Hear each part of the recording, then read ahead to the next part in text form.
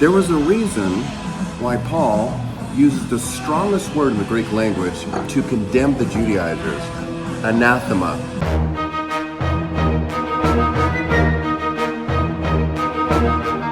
We know that Galatians was against the Judaizers. It was an anti-Judaizer polemic. There's no evidence that the Judaizers denied essential doctrine apart from their view on faith and works. In other words, they believed Jesus was the Messiah.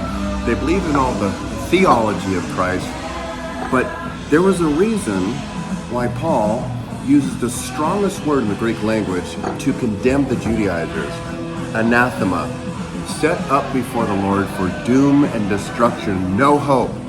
That was because, as we know in the content, they denied or they added to the cross work of Christ. They denied justification through faith alone. And as Paul points out in Romans, in Galatians, in Ephesians, this is the only recognized gospel.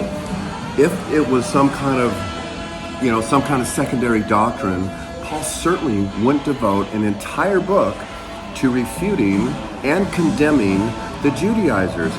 One more point on this, when Paul spoke about the Judaizers, he never pointed out all the good things they had. No, he didn't do any of that. He focused on the very thing that denied the gospel of Jesus Christ. He focused on the things that were distorting the gospel and leading people astray, shipwrecking the faith. We as Christians should do the same thing and stand up for justification through faith alone, because it does represent Jesus Christ, his vicarious propitiation, his vicarious atoning sacrifice on our behalf. And any other doctrine that adds to the work of the Son, like in Roman Catholicism, Eastern Orthodox, and a whole stream of non-Christian religions, any doctrine that adds to the work of Christ alone is a doctrine that, as Paul says, is anathema, set before God for destruction. So yeah, it's a very essential of essential.